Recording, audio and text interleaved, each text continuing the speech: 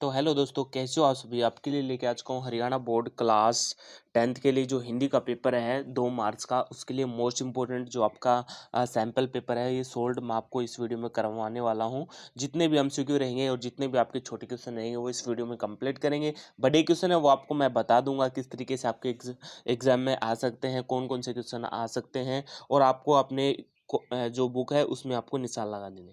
ठीक है, सबसे पहले आपको बता देता हूँ, सभी को पता है कितने नंबर का आपका यहाँ पे 80 नंबर का पेपर आने वाला है।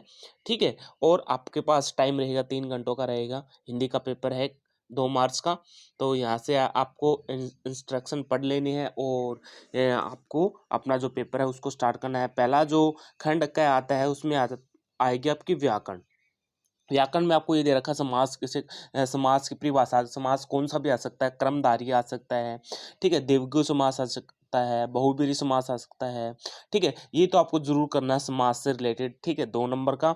अब आ जाता है संधि विच्छेद। तो संधि विच्छेद में मतानुसार और भारतेंदु में संधि विच्छेद आपको बतानी है। मतानुसार में संधि विच्छेद क्या होगी, मत प्लस अनुसार हो जाएगा। क्या हो जाएगा, मत प्लस अनुसार हो जाएगा। ठीक है, किसकी, मतानुसार की संधि विच्छेद। भारतेंदु की क्या हो जाएगी संधि, इसकी हो जाएगी भारत प्लस में इंदु। क्या हो जाएगी, भारत प्लस में इंदु। ठीक है, ये हो जाएगी भारत प्लस में इंदु। नेक्स्ट है उपसर्ग बताना है, अति और उप का।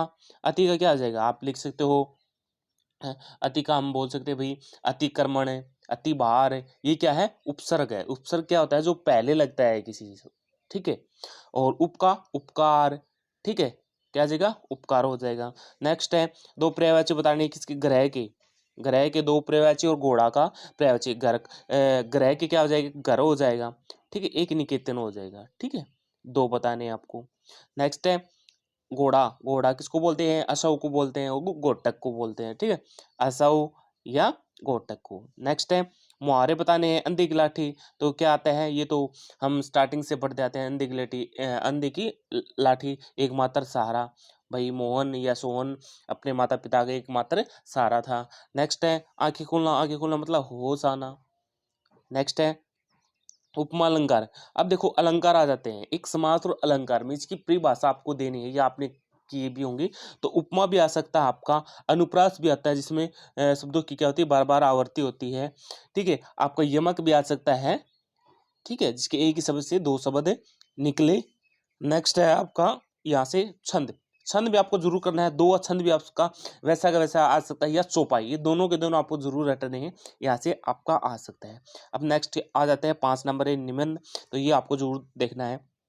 विज्ञान वरदान अभिशाप, चंद्रयान 3 सफल परीक्षण, और राष्ट्रभाषा हिंदी, बाल दिवस, पर्यावरण। एक आ जाता है आपका ये कोविड से।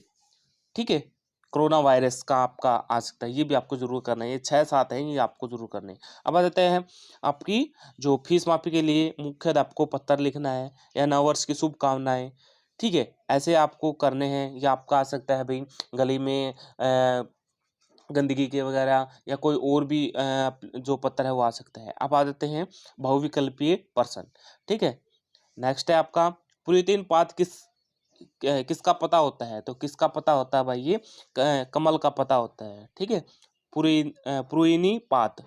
ठीक है, कमल का। नेक्स्ट है 4 का दूसरा, राम लक्ष्मण परशुराम संवाद काव्यांश रामचरितमानस के किस कांड से लिया गया है। तो किस कांड से लिया गया है, ये बाल कांड से लिया गया है। नेक्स्ट है शिव नदेरना का अर्थ क्या है।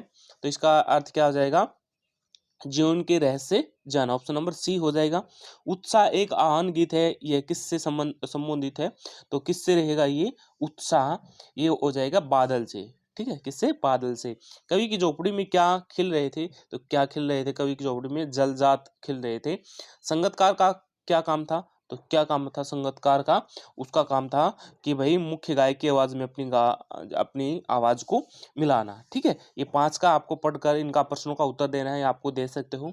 ठीक है भाई, आप हम कराएंगे तो वीडियो लेंथी हो जाएगी। 6 क्वेश्चन में भी आपको 3 नंबर में दे रखा है काव्य, और आपको क्या करना है, भाव और काव्य सौंदर्य स्पष्ट करना है। नेक्स्ट आ जाता है 3-3 नंबर के 2 क्वेश्चन, आत्मकथ्य कविता का मूल भाव, सूरदास के गोपियों के योग साधना। तो जिसको भी पेड पीडीएफ चाहिए 29 रुपीज में मिल जाएंगी।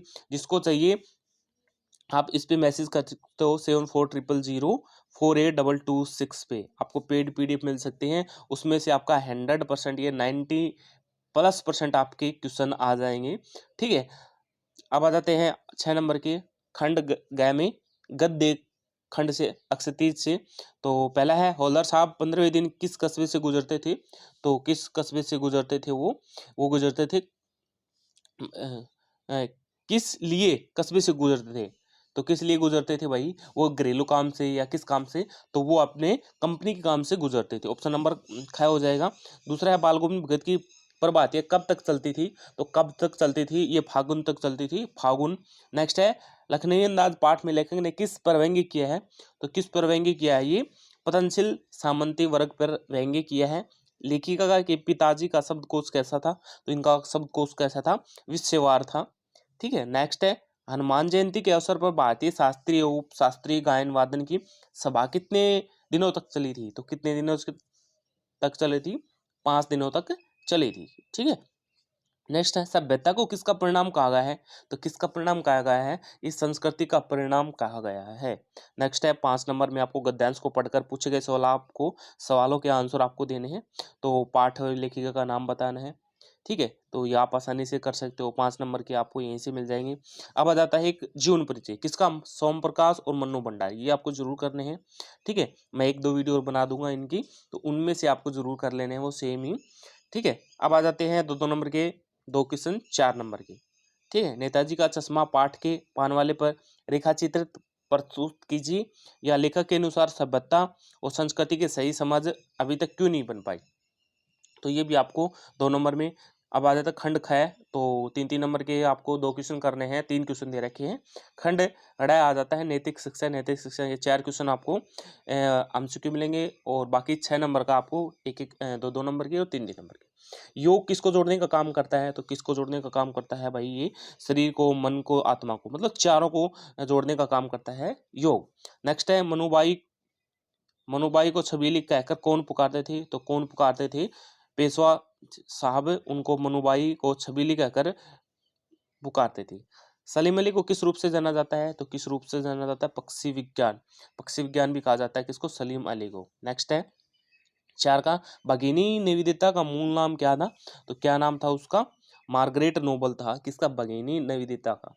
नेक्स्ट अब 3 अंक क्या जाते हैं, भाव स्पष्ट करने हैं। ऐसी बानी बोलिए मन का आपा खोए, औरत को शीतल करे आपो शीतल होए।